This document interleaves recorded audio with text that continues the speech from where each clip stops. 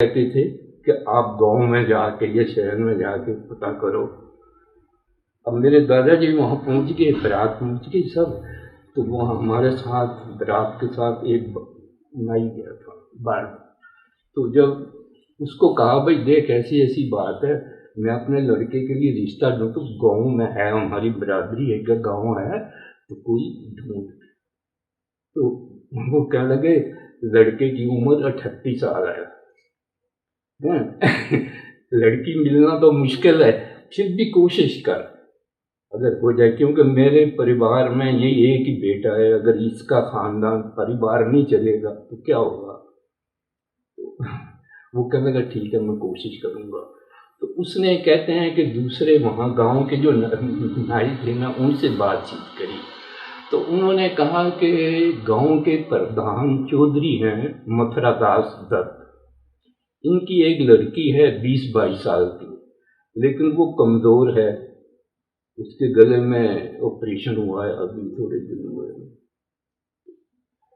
तो वो कहने लगे ठीक है मैं बात करके देखूंगा। उसने फिर दादाजी से बात करी, तो दादाजी तो चाहते थे चाहे कुछ भी हो जाए, कैसे भी हो, हमारे लड़के की शादी हो।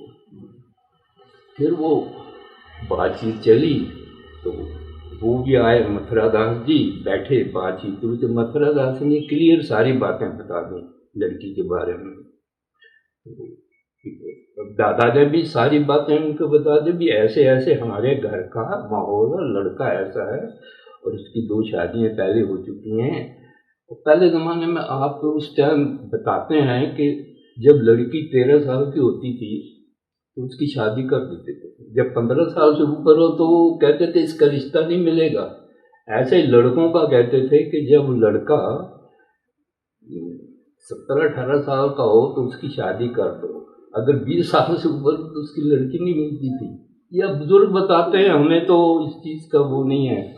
अब वो फिर बातचीत हुई तो फिर दादाजी ने कहा कि मैं आपने आके जाके बात करूँगा। फिर इन्होंने अपने घर में आके हमारी दादी जी से बात करी, तो उसके बाद शादी हो गई।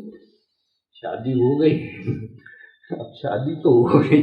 अब मेरे बारे में देखिए आप कि पहले 2 बच्चे गुजर चुके थे, वाइफ गुजर चुकी उनकी।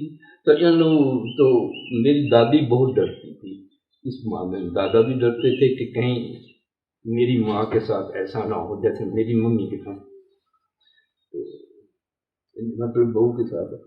तो इन्होंने फिर जब तो मेरी माँ इतनी कमज़ोर हो गई थी कि उनसे उठा बैठा भी नहीं जाता था। तो वो लोग बताया उन लोगों ने मेरे को, माता जी ने कहानी ये कथा सुनाई। तो जब ज़रा को तो दादी ने कहा दादाजी से कि इसको मेके भेज दो गुजरांवाले गांव का, क्योंकि हमारे ऐसा था कि औरत घर से बाहर नहीं निकलती थी उस टाइम बिल्कुल। अगर किसी के घर जाना हो तो रात को लालटेन लेके, लाइट तो थी नहीं बिजली उस टाइम, तो सब किसी के घर दुख सुख में जाते थे, और दिन में कहीं बाहर आना जाना और 4 दीवारी के अंदर ही रहना, चाहे साल हो 2 हो 10 हो 5 साल। तो फिर इन्होंने सलाह करके मेरी माता जी को तो गुजरांवाले भेज दिया। अब माता जी कहते हैं जब मैं गुजरांवाले अपने घर पहुंची तो 2 दिन के बाद मैं बाहर जाने लग गई, खेतों में जिम्मेदार थे ना, खूब गाय घर में दूध थी, दूध वगैरह, तो मेरे को कुछ जान आ गई, मैं ठीक हो गई।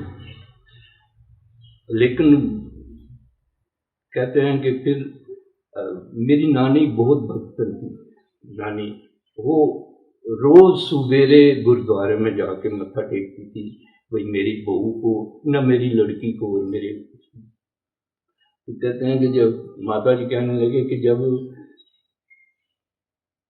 तू 7 महीने का हुए तो 7 महीने के बाद मेरे को तकलीफ हो गई, तो फिर तेरे नाना ने स्पेशल डॉक्टर और एक नर्स गुजरांवाले से यहाँ मंगाया, और एक घोड़ा हर वक्त तैयार रहता था दवाई के लिए कि जब भी किसी चीज़ की कमी हो। तो उसके बाद तेरे 7 महीने बाद तेरा जन्म हुआ। 7 महीने में तेरा जन्म हुआ जन्म कैसा हुआ, कहता है कि तेरे को हाथ लगाने में डरते थे ना, तो तेरी सांस चल रही थी लेकिन तू बोल नहीं सकता था। ये मैं अपनी वो बता रहा हूँ। हाँ, तो उसके माता जी कहते कि मैं भी बेहोश, मुझे भी होश नहीं थी। तो डॉक्टर ने कहा भाई ऐसा है कि अगर 12 दिन 14 दिन के बाद इनको होश आ गया, 10 दिन के बाद, तो फिर तो ये ठीक है, नहीं तो मुश्किल है। तो माता जी कहते हैं कि मुझे तो 3 दिन के बाद, 2-3 दिन के बाद होश आ गया, लेकिन तेरे को बस सांस चल रहा था कि रुई के बंडल तेरे नाना ने घर में रखे हुए, हर सामान डॉक्टर जो भी कहता था घोड़े से भाग के जाके वो लोग ले आते थे, दवाई वगैरह सब, तो वहीं तेरे पास ही, हमारे पास ही रहते थे वो। उसके बाद कहते हैं कि माता कहने लगे कि अब मैं भी परेशान, सारे घर वाले परेशान, कि तेरे को 8 दिन के बाद तेरे मुंह से आवाज निकली, 7 दिन 8 दिन के बाद। जब 7-8 दिन के बाद आवाज निकली तो सारे खुश हो गए। तो नाना ने, तेरे ने दादा को बिल्कुल खबर नहीं दी थी पहले। जब तू होश में आ गया थोड़ा सा, तो डॉक्टर ने कहा अब इसकी हिफाजत करो, रुई में लपेट के रखो, तो ठीक है, और अब दवाई वगैरह जो मुंह में जो मैं दे रहा हूँ और ये ठीक हो जाएगा।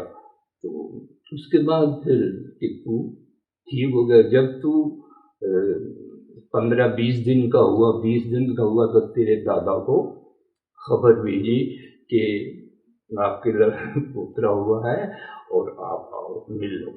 जब फिर दादाजी आए अपने वहाँ मिलने, तो फिर उन्होंने 40 दिन का गुजरा वाले वहाँ गाँव में ही मेरा वो जो क्या घर में करते हैं ना, जो करने के बाद फिर नाना ने रुखसत किया उनको, साथ में एक गाय दी।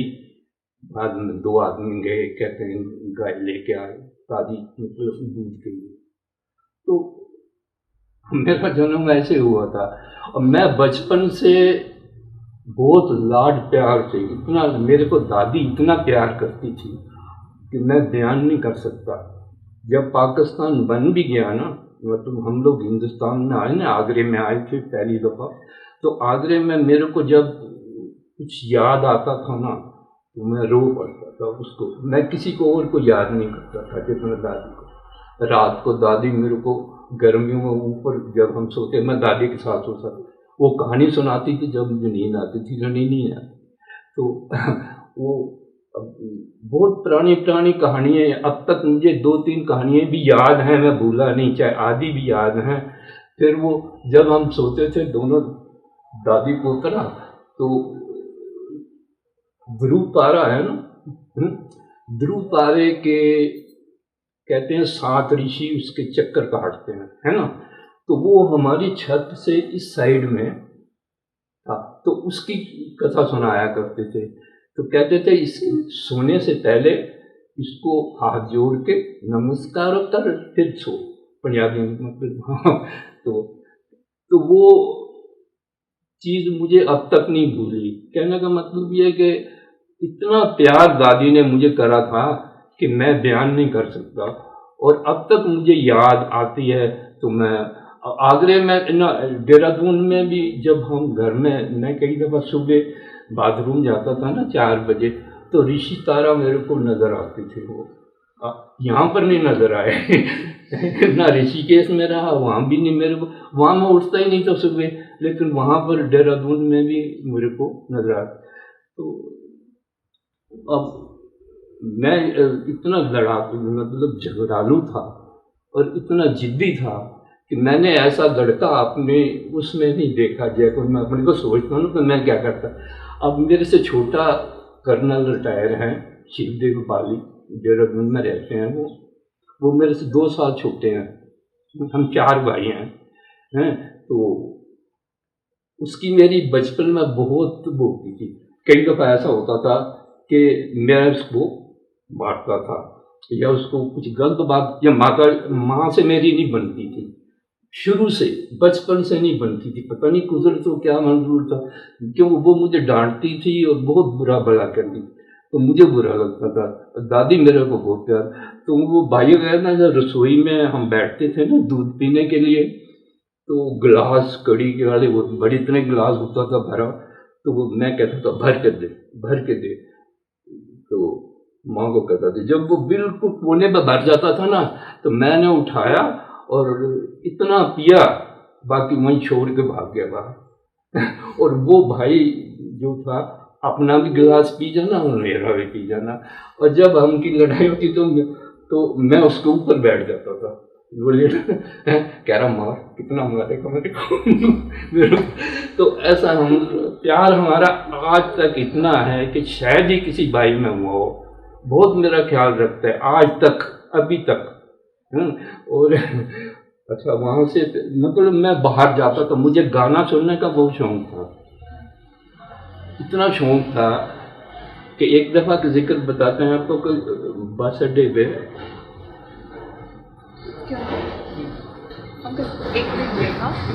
कि जब इनकी 2 शादी हो गई ना पिताजी की, और बच्चे की भी डेथ हो गई, वाइफ की भी डेथ हो गई, तो फिर पंडित हमारे बहुत अच्छे थे, बहुत ही अच्छे थे, और जो भी टेवा देख के बताते थे वो 16% मतलब 100% ठीक था।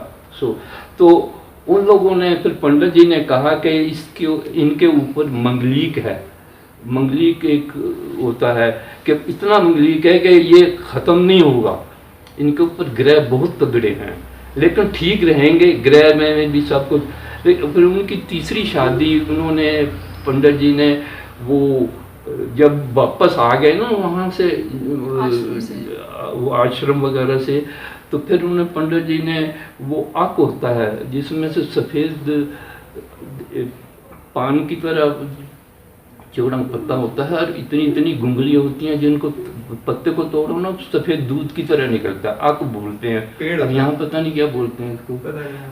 तो उससे शादी करवाई, मतलब एक टोटका होता है या जो कुछ भी आप मूवी जो अभी रिलीज हुई है ना, जस्ट नाउ अनुष्का की, उसके बाद फिर जाके ये तीसरी शादी हुई थी। और फिर आपकी मम्मी से मिले हैं? और उसके बाद आपकी मम्मी से मिले। अच्छा, रिकॉर्ड करना है। अच्छा, आपने आपके बचपन का प्यार वाला घर वाला नाम नहीं बताया। जैसे आपका नाम पदम देव बाली है, लेकिन घर पे आपको दादी क्या पुकारती थी या आपकी मम्मी आपको क्या पुकारती थी? पदम पदम कहते थे। अच्छा, वैसे कोई दूसरा नाम मेरा ख्याल से मेरे याद नहीं है। पदम पदम पदम कहते थे वो। अच्छा। तो और आप बता रहे थे कि आपका भाई, आपके छोटे भाई और आप में लड़ाई होती थी और आप संगीत का आपको बहुत शौक था, ऐसे कुछ बता रहे थे। हाँ, वो ऐसा था कि एक दिन ऐसा हुआ कि हमारे यहाँ मीरपुर में नाटक कंपनी आई। ये जो नाटक होते थे पहले, हैं, स्टेज पे, हैं, तो वो नाटक वाटक कर, तो मुझे भी पता चला। तो मैंने घर में कहा, पिताजी से तो मैं डरता था, मैं आप मानो शादी होने के बाद भी डरता था। यहाँ पर देहरादून में डर लगता था। वो अगर आवाज़ लगा देते थे ना, मैं सोचता था कि क्या बात हो गई, क्यों ना हुआ। हालांकि कोई बात होती नहीं थी, लेकिन दिल में डर था। तो मैंने दादी को कहा कि मैं नाटक देखने जाऊंगा। दादी ने पहले बड़ा डांटा, नाटक नहीं देखते, ये है वो है फलाना ढिमका। मैंने कहा मैं डांटूँ, ज़रूर देखूंगा। फिर उन्होंने, हमारे गुसाई जी एक दादा के टाइम पे घर में नौकर थे, उनको कहा इसे ले जाओ। माँ ने भी मना करा, पिताजी ने भी कहा कि ये रात का टाइम है, ठंड है, कहाँ कह ये जिद्दी मानेगा नहीं। फिर वो लोग मुझे ले गए वहाँ सड़क के उस तरफ नाटक था, इस तरफ हवेली के पीछे तबेला होता है ना, जहाँ वहाँ पर छोटी छत थी, वहाँ पर उन्होंने वो दरी बिछाई और मुझे आप भी बैठ गए, मैं भी बैठ गया, सामने देखता रहा। देखते देखते मुझे नींद आ गई। 1 घंटे बाद, 8 घंटे बाद वो फिर उठा के मुझे घर ले आए। पतला सा तो था, मेरे अंदर इतनी जान नहीं थी बचपन में, लेकिन एक मेरे अंदर शुरू से आदत है कि मैं किसी का इंतज़ार नहीं करता। जैसे कहीं जाना हो, पैदल भाग के, चाहे रास्ते में मुझे 2 दफ़ा बैठना पड़ जाए, लेकिन मैं पैदल चलता जाता था शुरू से। और एक दफ़ा ऐसा हुआ कि वो बता रहा था मैं कि बस अड्डे के पास ना, बस स्टॉप थे, वहाँ तो मैं ढाबे थे 4-5